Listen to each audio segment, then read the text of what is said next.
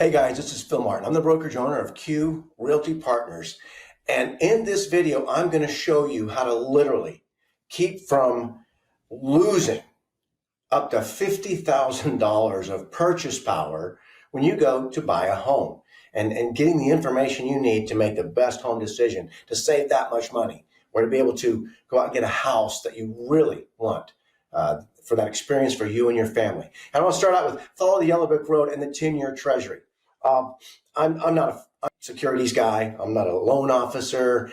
I'm not any of those things. I'm just your humble, real estate brokerage owner and realtor. But basically, here's a real simple rule to follow.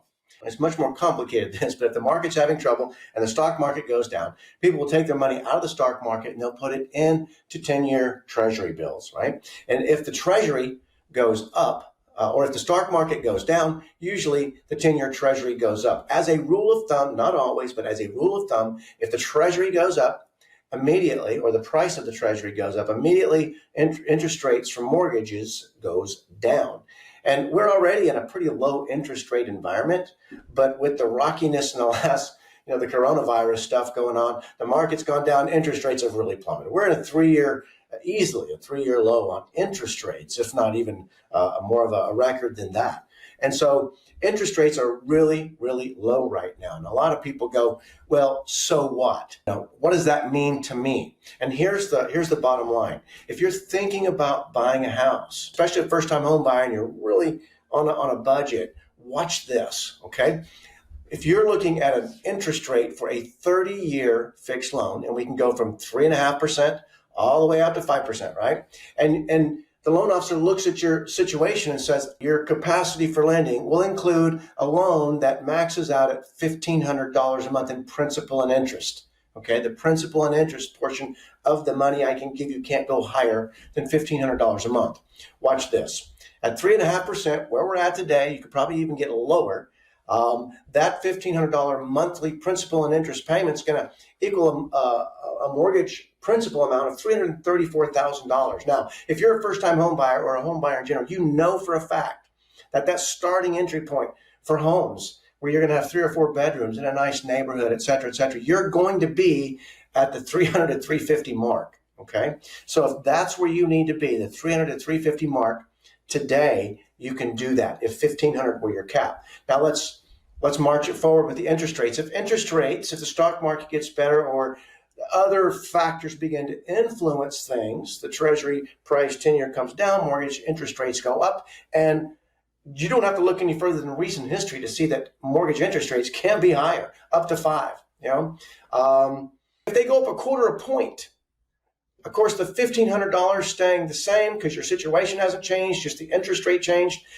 Your buying power now goes down by $10,149 to $323,893. So you can still buy a house above 300, but you just lost some ground, right? And what if it goes up 1/2 point? It's another $9,700 down. Total buying power that you have just lost is almost $20,000. Look at that, $19,851. And that's huge because we work with buyers all the time, and I promise it always seems like everybody's just out of the money on where the house they would really like to have, okay? And that can happen with 1/4 point, 1/2 point change in interest rate only. I mean, let's go all the way out here. What if interest rates go up to 4.5, right? And your situation stays the same. The lender says you can only do $1,500 a month based on your income and your credit score. Now you're down to purchase power of $296,042. You've lost $38,000 of purchase power.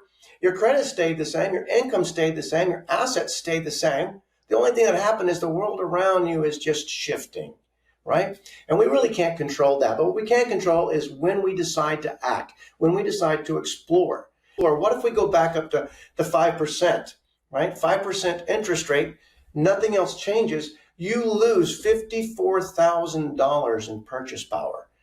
Everybody knows.